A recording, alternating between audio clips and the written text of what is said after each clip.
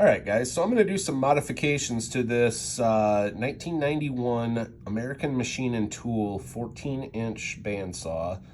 And so I'm going to bring you guys along for the ride. This is all stuff that you could do at home and to your bandsaw or to in your shop, whatever, as long as you have the tools to be able to do it.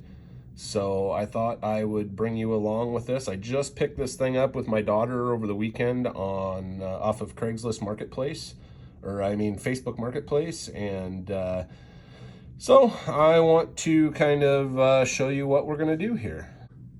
All right, so I've gotten the band off, and I actually had to do a little repair to this thing. The studs that hold the cover on and hold all this stuff together were coming off, and so I had to repair those. But what I need to do, I've also taken this here cover off, which goes over here to cover up the band area, and then the blade cover also. Problem being is I have to take this bolt out, and then there's a 7-inch long bolt that this replaces, and I don't have a crescent wrench here at the shop big enough. So I am going to have to do this tomorrow, I guess, and bring that in. But we will be doing this whole video series here with you guys, so you can kind of see what we have to do. This thing, they were made in Taiwan, but they were quality made.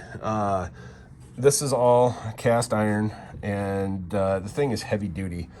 It's got a 2 horsepower motor on it, and which is more than I will ever need for anything I'm doing. But with that 6-inch extension block in there, it will kick butt. So anyway, I will bring you back when I have the wrench to be able to take that off. Came with a jet riser block, which is supposed to be the same, but there's a few things that are different on this, and I want to show you what. So first off, the American Machine and Tool came with a hexagonal blade guide. The jet one came with this round one that has a slot in it. I'm going to make it work by putting that flat slot up against one end, and then that can slide through there. This piece goes on top of there, of course, and then there's the set screw which tightens it down. Not a big deal, but even though it is round down here and round down there where it would go on, it's not quite big enough. So I'm going to have to modify this cast piece, and by using a Dremel on it. And so basically what I'm doing is I've just got a sander drum on my Dremel.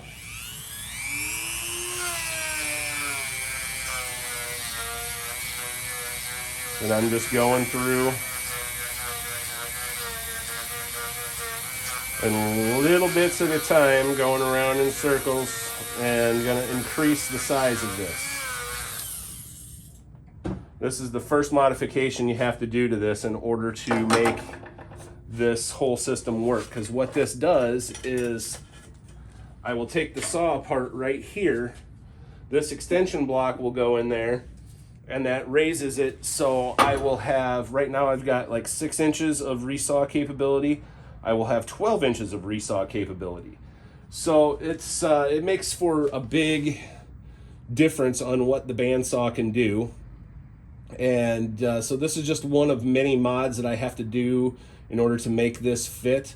But this company's been out of business for like 25 years, so that doesn't help. But they made the machines for Jet at the same factory then, and they're pretty much the same thing now. So just a couple little differences got to do, but it will make a world of difference on this bandsaw. So anyway, I will have more on this in a little bit. All right, so one of the modifications I had to do, of course, was I ended up taking the powder coat off of here, and then I bored this out just a little bit, just by using a Dremel and a little sanding drum, and it didn't take much, just a little bit of effort, and now that the blade guide slides on there perfectly like it's supposed to, and I can go all the way up. I'm not going to because I don't need to, because it will go down here where the powder coat was,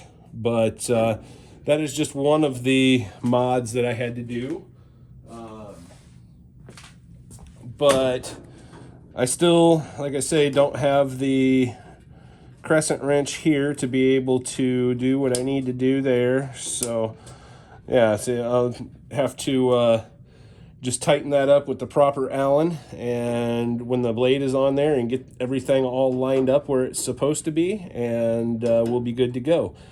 One nice thing about these is this is all adjustable, and so I can go in, out.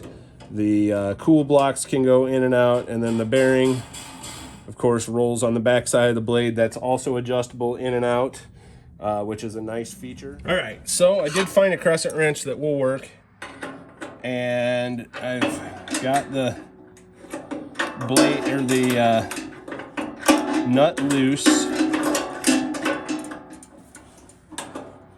Kind of a pain to get at.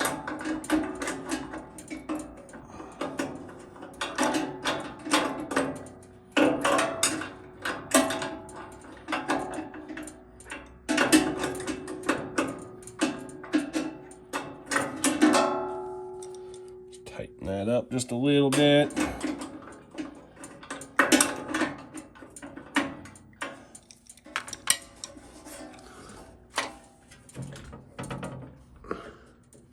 Still can't do it by hand, but I'll bring you back when I've got the nut loose and ready to pull it apart. All right, so I'm going to close this, and I'm going to unscrew the nut here.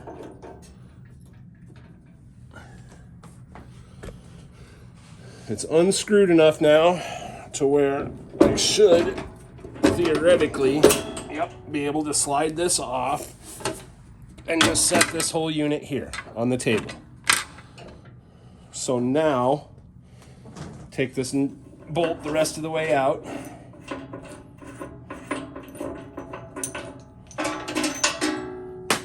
Drop the nut, and we won't be using that. So let me grab the block, and we will go. All right, so I've got the block.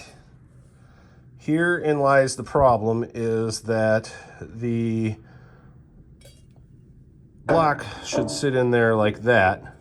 And as you can see, the holes are on the wrong sides. So what I'm gonna have to do is drill these holes to match and make them fit. And I'll have to do the same thing on the top side, take these roll pins out, and one will have to go there, one will have to go there.